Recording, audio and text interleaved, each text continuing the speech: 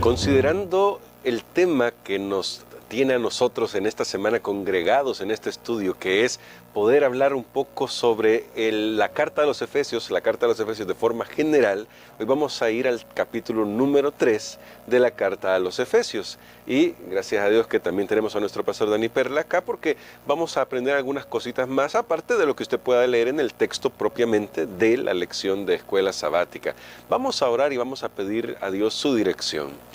Bondadoso Padre que habitas en la inmensidad, estamos muy agradecidos porque tú tienes un plan para cada uno de tus hijos y cada uno de tus hijos congregados en tu iglesia reciben una bendición especial y te rogamos que nos ayudes a asimilar esa bendición. En el nombre de Cristo Jesús. Amén. Para el tema de hoy, pastor, o para el capítulo que se va a considerar hoy, considerando, valga la redundancia, que estamos haciendo un repaso de todo el libro de Efesios, o la carta a los Efesios. Ahora, pastor, a mí me llama la atención una cosa con la que comienza el capítulo 3 de Efesios. Ya Pablo se presentó, pero aquí me pareciera a mí que hace una segunda presentación, pero mucho más, ¿qué puedo decir?, impresionante, porque en el versículo 1 de Efesios capítulo 3, el apóstol Pablo dice así: por esto os escribo yo, Pablo, prisionero de Cristo Jesús, por amor a vosotros los gentiles. Y me llama mucho la atención esta segunda presentación de Pablo, porque ahora él les quiere hacer notar por qué está en la situación que está y les dice en qué situación está, pero porque esto es importante para el tema que va a tratar en el capítulo 3.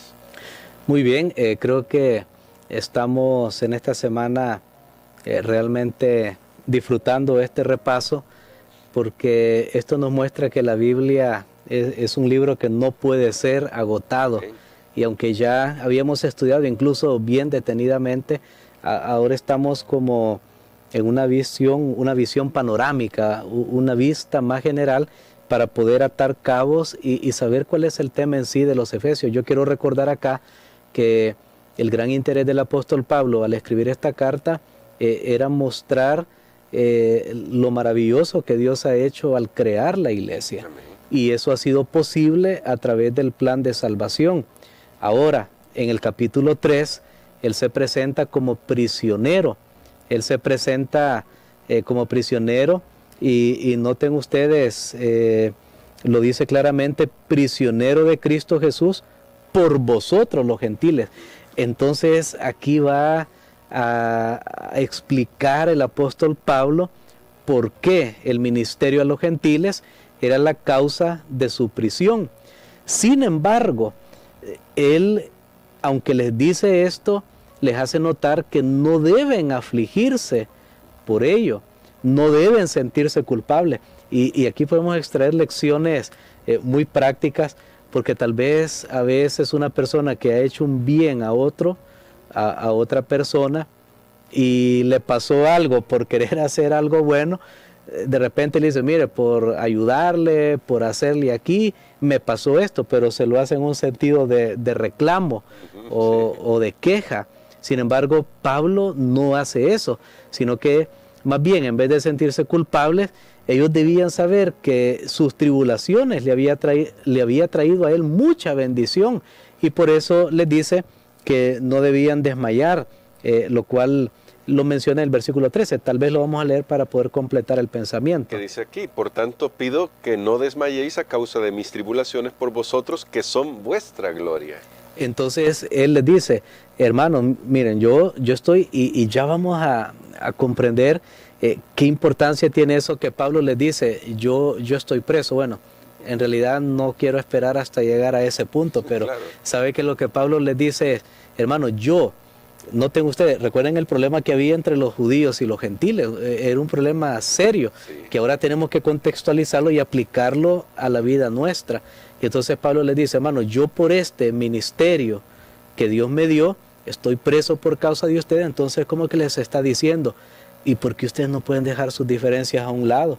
Miren, yo todo lo que estoy dispuesto a sacrificarme. Entonces por ahí va el asunto cuando lo vemos en un aspecto global. Es decir, las aflicciones de Pablo, incluso su encarcelamiento, valían la pena. No se lamenta no se arrepiente de haberse dedicado a favor de los gentiles, más bien se sentía privilegiado, y por eso es que decía él, las cuales son vuestra gloria. Qué manera más extraordinaria de poder ver la transmisión de la verdad que es el Evangelio, porque vuelvo a repetir, cuando nosotros a veces hemos hecho un bien, alguien dice, mire, por ir a predicar me pasó esto, por ir a un culto me sucedió esto, nos pueden suceder un montón de cosas, y yo he notado esto, hermano Gerson, haciendo cualquier otra actividad, en el trabajo, en el deporte, pero media vez nos sucede un infortunio, trabajando para Cristo. No digo que todos hacen eso, pero ahí ya comenzamos a quejarnos, a lamentarnos, y sabe que Pablo vio esto realmente como una gran bendición, porque Pablo dice, mire, si no hubiera sido, y aquí entramos a otro aspecto, es como que Pablo les está diciendo, si no hubiera sido porque Dios me iba a encargar a mí que yo les predicara el Evangelio a ustedes, a mí no me hubiera sido revelado este misterio. Entonces él lo está viendo como una bendición, que Dios lo haya usado como un vehículo para llevar el Evangelio a ellos, porque ahora él tenía la oportunidad de recibir esa revelación que la iba a compartir. Y aquí tenemos otro aspecto también, que es el aspecto de recibir, compartir. ¿Por qué Dios le dio la revelación de ese misterio? ¿Qué es lo que trata en este capítulo? Bueno, para que él pudiera compartir. Entonces, al ver esta carta en un aspecto general, realmente podemos extraer grandes lecciones para nosotros. Y ahora, pastor, ya que usted menciona esto del misterio que Pablo recibe porque está dispuesto a dar, está dispuesto a servir a los gentiles, porque es curioso cómo Pablo aquí claramente señala a los gentiles, dice, por amor Correcto. A vosotros los gentiles. Entonces, ¿qué relación tiene ese misterio que le ha sido revelado con los gentiles? Bueno, recordemos nosotros que esta revelación del Evangelio llegó al apóstol Pablo. Él estaba anunciando ese privilegio, esa bendición, y era que los gentiles podían ahora ser también ciudadanos del reino de Dios, podían entrar en una relación con Dios por la fe sin participar del judaísmo, porque ese era el asunto que tenían los judíos. No, es que mira, tienes que circuncidarte, mira, tienes que pasar por este otro rito, por esta fiesta, por esto. Los judíos tenían que oír también que los gentiles habían sido incluidos en la iglesia. El problema es que la tendencia de los judíos era no predicarles el evangelio, y luego no querían convivir con los gentiles dentro de la iglesia. Así que Dios mandó al apóstol Pablo para aclarar a todos la dispensación de ese misterio. Todos los miembros del cuerpo de Cristo tenían que entender este misterio para que predicaran el evangelio a todo el mundo, que no mezclaran esos elementos judaicos en el mensaje, para que hubiera aceptación mutua entre las dos congregaciones. Volvemos aquí a ese punto, ¿verdad? Que el evangelio no debemos hacerlo exclusivo de un grupo de personas, de una cultura o de lo que sea. El evangelio es universal. Amén. Bueno, y considerando que el evangelio es universal, el texto de Efesios 3 es bastante interesante, porque aunque está hablando de esta gran revelación del evangelio, este misterio que congrega en un solo cuerpo, en un solo templo, en una sola iglesia a judíos y a gentiles, también nos habla sobre la vida de oración de Pablo y por qué es importante, quizás voy a decirlo así, mezclar el tema de la oración con este tema de la unidad de la iglesia, esa nueva creación que Dios está haciendo. Bueno, creo que es una excelente pregunta, porque ese es en sí el contenido del capítulo número 3. Hasta hoy hemos aprendido que en el plan de Dios iba a haber una revelación de este misterio, el evangelio, que todos lo tenían que comprender, que ese era el propósito eterno de Dios ahora, y que debía llegar a todos los grupos de personas para que ahora estuvieran juntos en una sola comunidad. Esto nos está dando el mensaje que debemos estar dispuestos a sacrificarnos para proteger esa unidad, así como el apóstol Pablo estaba dispuesto a aceptar aún prisiones con tal de haber llevado el evangelio a los gentiles. Pero entonces la gran pregunta es, ¿cómo pueden los cristianos vivir esa reconciliación y esa paz dentro de la comunidad? ¿Cómo pueden? Y Pablo contesta, debemos orar por ella. Así que ahí es donde entra la oración, y Pablo está diciendo, hermano, esto no va a ser posible, esta unidad, este vínculo no va a ser posible realmente sin la oración. Y entonces él nos dio un modelo de oración.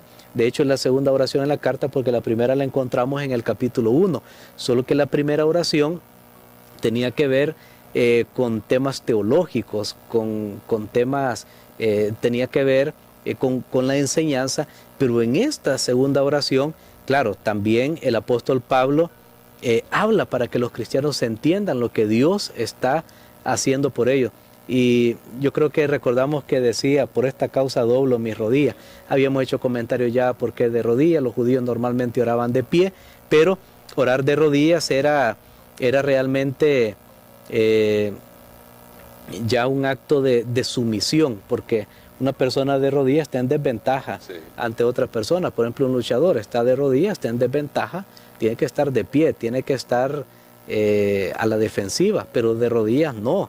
Entonces, cuando Pablo dice, por esta causa doblo mis rodillas, él acepta esa dependencia de Dios y entonces comienza a rogar a Dios que los cristianos puedan comprender ese amor que Dios les ha dado. A mí me gustaría tal vez aquí, si podemos examinar dos palabritas que tal vez no las examinamos por el tanto contenido en las lecciones anteriores. Efesios capítulo 3, y vamos a ver el versículo 17. Que dice así, que Cristo habite por la fe en vuestro corazón, para que arraigados y fundados en amor. Muy bien, estas dos palabritas, arraigados y cimentados en amor. Arraigar es una figura que viene del lenguaje agrícola, de la naturaleza. Sabemos que un árbol, entre más alto es, sus raíces tienen que estar más profundas para sostenerse, pero también para buscar el alimento, para buscar el agua y los nutrientes de la tierra. Cimentados es una figura que nos viene de la construcción. Un edificio, por ejemplo, que va a tener solidez, permanencia, debe tener un buen fundamento. Y las raíces, y el fundamento no se ven, pero su fuerza se conoce, se deja ver que hay un buen fundamento cuando permanece. Sabemos que un árbol que ha permanecido siempre, y pasan las tormentas, que haya un edificio que permanece y que pasan terremotos, temblores, entonces decimos, debe tener un buen fundamento. Ahora, es lo mismo en la vida del cristiano. Pablo dice que habite Cristo por la fe en vuestros corazones, a fin de que arraigados y cimentados en amor. Ahí está el amor. Y por eso esta oración está llena de amor por Cristo Jesús. Tal vez me gustaría ver, antes de finalizar este comentario, por ejemplo, una petición atrevida que hace el apóstol Pablo entre todas las peticiones, ahí en este capítulo, versículo 19, Efesios 3:19. Y conocer ese amor que supera a todo conocimiento, para que seáis llenos de toda la plenitud de Dios. Notemos nosotros que él hace varias peticiones aquí, pero la más audaz es esa, que seáis llenos de toda la plenitud de Dios, que llene la vida del creyente. Esto es extraordinario, esto es maravilloso. De esta manera hemos visto que ahora el capítulo número 3 tiene realmente el propósito de llevar toda esa enseñanza que habíamos estudiado en los primeros 2 capítulos a la vida práctica de la iglesia en esa época. Bueno, y me gustaba mucho eso, pastor, cimentados, arraigados. Eso no se ve, pero cuando vienen las diferencias, las tormentas en la vida, el hecho de que hay barreras, de hecho se estaban enfrentando esos problemas en el tiempo de Éfeso, y todavía hoy tenemos diferentes barreras que a veces las levantamos para separarnos. Eso haría que realmente la iglesia cambiara, ya no estaríamos metidos tanto en problemas, pastor, como a veces pasamos. Totalmente. Eso, en otras palabras, está hablando de una vida transformada. Una vida transformada. que lo va a mencionar más adelante en el capítulo 4, el nuevo hombre. Y volvemos, hermanos, a este punto. Esto no es posible vivirlo por nosotros mismos. Tal vez si en nuestras iglesias, en nuestra comunidad, si en nuestras familias no le estamos pasando bien en nuestra organización, en nuestro trabajo, lo que sea, no le estamos pasando bien.